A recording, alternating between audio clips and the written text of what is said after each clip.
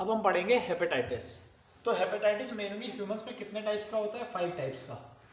हेप ए, हेप B, हेप सी, हेप D और हेप ई।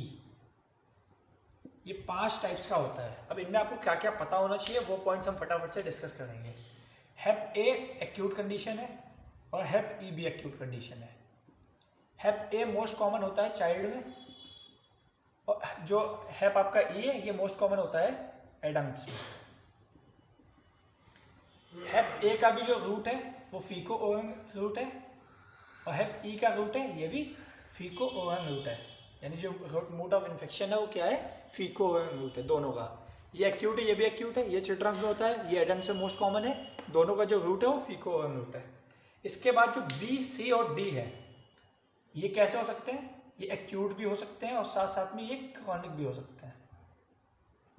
ये acute भी हो सकते हैं, ये क्रॉनिक भी हो सकते हैं। हम फटाफट से एक एक की डिटेल में थोड़ी बात करेंगे। जो हेपेटाइटिस ए ई है इसके बारे में आपको एक चीज़ और जाननी है। ये फंगमिनेंट डिजीज कॉज करता है प्रेगनेंसी में।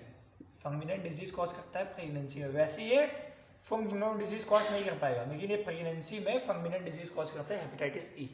अब हम थोड़ा थोड़ा हेपेटाइटिस बी, सी और डी तीनों के बारे में पढ़ेंगे।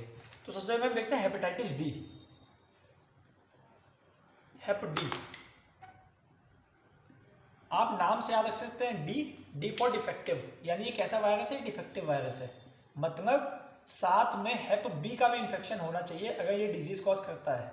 मतलब हेपेटाइटिस डी की वजह से अगर डिजीज हुई है यानी उस पेशेंट में हेप बी का भी इन्फेक्शन होगा ही होगा, क्योंकि जो हेप डी है वो अकेले इन्फेक्शन कॉज नहीं कर सकता। अब ये दोनों जब मिक्स हुए हैं तो ये 2 टाइप के इन्फेक्शन कॉज कर सकते हैं। जो हेप डी है 2 टाइप का इन्फेक्शन कॉज कर सकता है। एक है आपका को इन्फेक्शन, एक है आपका सुपर इन्फेक्शन। सुपर इन्फेक्शन जो को इन्फेक्शन है वो मोर फंगमिनेंट है, यानी इसमें डिजीज कॉजिंग पावर ज्यादा है, मोर फंगमिनेंट है।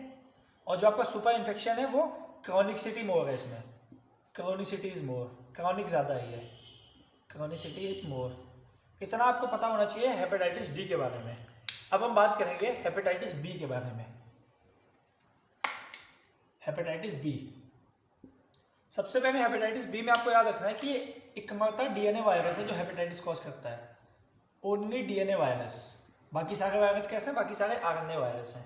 ये ट्रांसफ्यूजन एसोसिएटेड है, यानी कि जब आपके फ्लूइड्स कांटेक्ट में आएंगे तब होगा। Transfusion associated.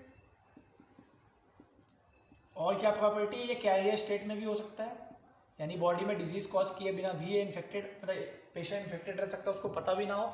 ये कैरियर स्टेट में हो सकता है। साथ साथ में इनमें increase risk of hepatocellular carcinoma होता है। Increase risk of hepatocellular carcinoma, यानी जिनमें हेपेटाइटिस बी का इन्फेक्शन होता है उनमें हेपेटोसेलुलर कार्सिनोमा होने के ज़्यादा चांसेस होते हैं।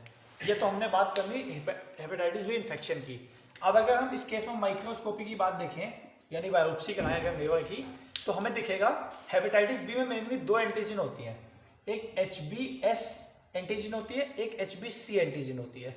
जो S वाली है वो सरफेस एंटीजन होती है और जो C है वो कोर एंटीजन होती है। अब अगर सरफेस पे एंटीजन प्रेजेंट है तो सरफेस की अपीयरेंस कैसी होती है? ग्राउंड ग्लासी अपीयरेंस, यानी शाइनी अपीयरेंस होती है, क्योंकि जो सरफेस एंटीजन होती है स्मूथ होती है।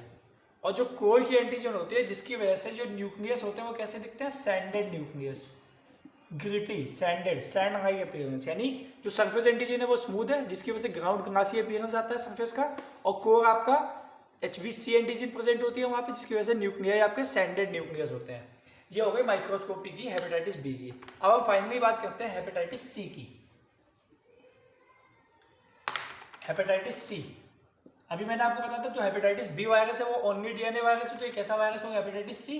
हेपेटाइटिस सी एक आरएनए वायरस है। मैक्सिमम क्रोनिसिटी अगर किसी वायरस में है ABCDE में तो वो सी में है। C for maximum chronic, maximum chronic. इसको आप उससे कंफ्यूज मत करिएगा जो मैंने सुपर इन्फेक्शन बताया था हेपेटाइटिस डी के केस में।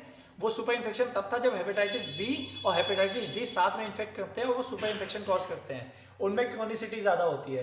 लेकिन वैसे मैक्सिमम क्रोनिक कौन सा है? वो हेपेटाइटिस सी है, जिसमें सबसे ज़्यादा क्रोनिसिटी होती है ABCDE में। इसके बाद अगर हम इसकी माइक्रोस्कोपी देखें तो माइक्रोस्कोपी में आपको 2-3 चीज़ें दिखेंगी। क्या क्या दिखेगा? फोकम फैटी चेंज दिखेगा, फोकम फैटी चेंज। इसके अलावा आपको क्या दिखेगा, लिम्फोसिटिक इन्फिल्ट्रेशन दिखेगा।